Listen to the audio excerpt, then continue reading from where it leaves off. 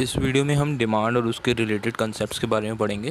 Basically सबसे पहली definition है क्वांटिटी डिमांडेड की। क्वांटिटी डिमांडेड वो अमाउंट है किसी गुड का जो बायर खरीदने को तैयार है और वो खरीद भी सकता है। Willing and able to purchase, वो खरीदना चाहता भी है और ख़रीद सकता भी है। लॉ ऑफ डिमांड कहता है कि अगर हम दूसरे सारे फैक्टर्स को कांस्टेंट रखें, सिट्रस वेरिएबल्स कहते हैं जिसको, तो अगर बाकी सारे फैक्टर्स कांस्टेंट रहें, जैसे हैं वैसे ही रहें, तो अगर प्राइस बढ़ेगा किसी गुड का तो उसकी क्वांटिटी डिमांडेड जो है वो कम होगी। Law of demand states that other things equal the quantity demanded of a good falls when the price of good rises.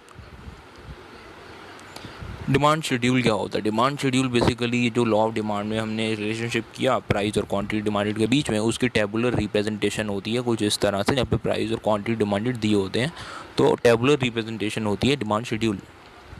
इसी तरह डिमांड कर्व इसी रिलेशनशिप की, जो प्राइस और क्वांटिटी डिमांडेड के बीच में रिलेशनशिप है, उसी की ग्राफिकल रिप्रेजेंटेशन होती है ऐसी। और ये डाउनवर्ड स्लोपिंग कर्व होता है। क्योंकि प्राइस और क्वांटिटी डिमांडेड के बीच में इन्वर्स रिलेशनशिप है, मतलब प्राइस बढ़ेगा तो क्वांटिटी डिमांडेड घटेगी। इसकी वजह से, इन्वर्स रिलेशनशिप होने की वजह से, डाउनवर्ड स्लोपिंग कर्व है।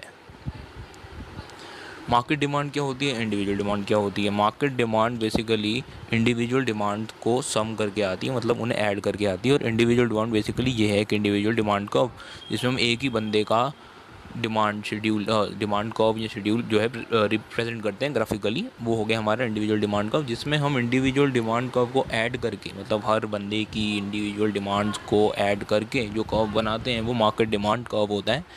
तो ग्राफिकली इंडिविजुअल डिमांड कर्व को हॉरिजॉन्टली सम किया जाता है मार्केट डिमांड निकालने के लिए। इसका मतलब ये है कि जैसे इस डायग्राम में दिया हुआ है, मार्केट डिमांड है ये दोनों हैं इंडिविजुअल डिमांड, ठीक है, और ये है मार्केट डिमांड।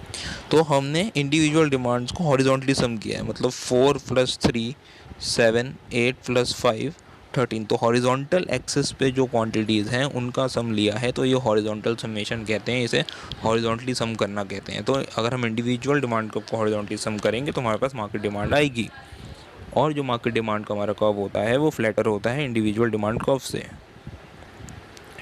हमारी जो क्वांटिटी डिमांडेड है, ठीक है ना, अगर वो चेंज होती है, ठीक, उसकी कारण बेसिकली क्या होता है कि जब प्राइस चेंज होगा तो क्वांटिटी डिमांडेड चेंज होगी, जो हमने अभी लॉ ऑफ डिमांड में देखा। तो बेसिकली इन्वर्स रिलेशनशिप है, प्राइस बढ़ेगा क्वांटिटी डिमांडेड घटेगी, प्राइस घटेगा क्वांटिटी डिमांड बढ़ेगी। तो ये चेंज है क्वांटिटी डिमांडेड में। तो जब क्वांटिटी डिमांडेड वाला चेंज होता है या फिर प्राइस की वजह से चेंज आता है, उसे कहते हैं चेंज इन क्वांटिटी डिमांडेड। और इसमें होती है movement along the same demand curve.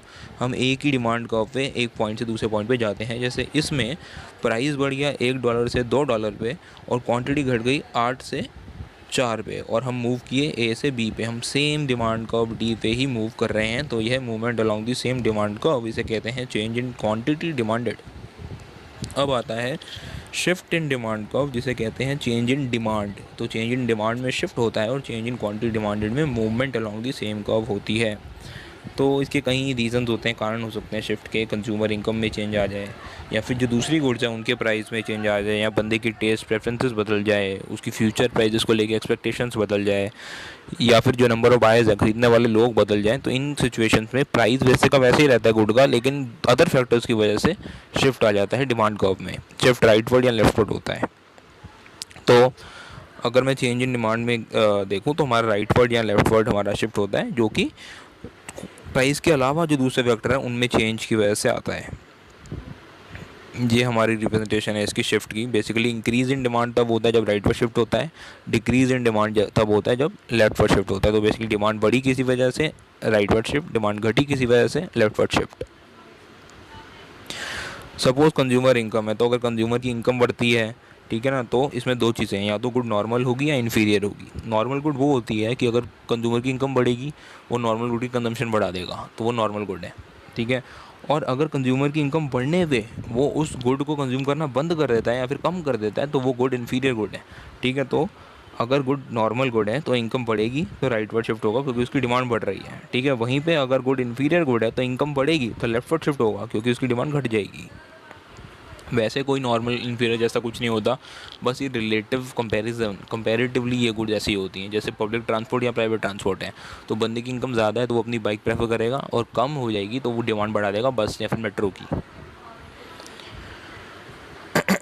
ये नॉर्मल गुड का केस है, जिसमें तुम्हारा अगर इंक्रीज़ हुआ है इनकम में तो राइट वर्ड शिफ्ट आया है, इंक्रीज़ हुआ है डिमांड में भी। और ये इन्फीरियर गुड का केस है कि अगर इनकम इंक्रीज़ हुई है, डिक्रीज़ हो गई है डिमांड।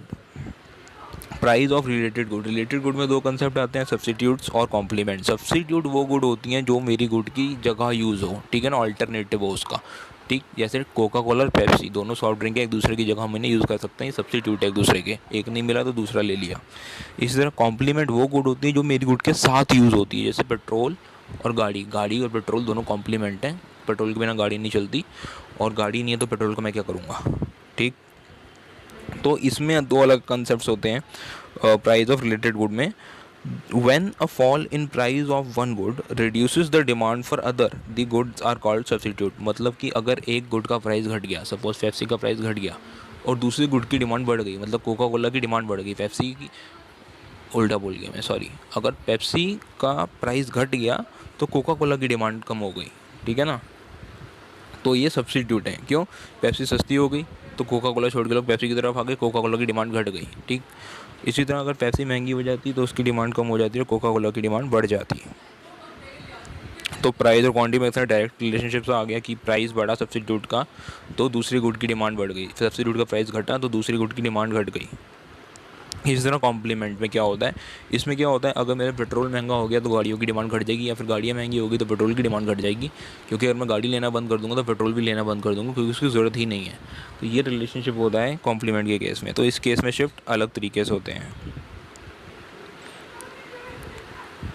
ये एक समरी है बेसिकली, जो हमने फैक्टर्स की है वो कैसे हमारी चेंज करते हैं डिमांड को, ठीक है ना। जैसे प्राइस है, price movement along the same curve करता है। इनकम जो है वो शिफ्ट करती है, price of related good substitute complement के प्राइसेस भी शिफ्ट करते हैं। टेस्ट एंड प्रेफरेंसेस चेंज हो गए तब भी शिफ्ट होगा, एक्सपेक्टेशन लोगों की चेंज हो गई तब भी शिफ्ट होगा, और नंबर ऑफ बायर्स चेंज हो गए तब भी शिफ्ट होगा। एक्सपेक्टेशन में यहाँ पे क्या है, एक्सपेक्टेशन रिगार्डिंग फ्यूचर प्राइसेस, मतलब अगर मुझे लगता है फ्यूचर में ये गुड सस्ती हो जाएगी तो मैं इसकी अभी डिमांड कम कर दूंगा, क्योंकि मैं फ्यूचर में लेना चाहूँगा, वो सब सस्ती हो रही है, इसलिए अभी इसका डिमांड कब लेफ्ट वर्ड शिफ्ट हो जाएगा, डिक्रीज इन डिमांड आ जाएगा। इसी तरह अगर मुझे लगता है कि फ्यूचर में महंगी हो जाएगी तो मैं अभी लेना शुरू कर दूंगा, तो राइट वर्ड शिफ्ट आ जाएगा, इंक्रीज इन डिमांड आ जाएगा।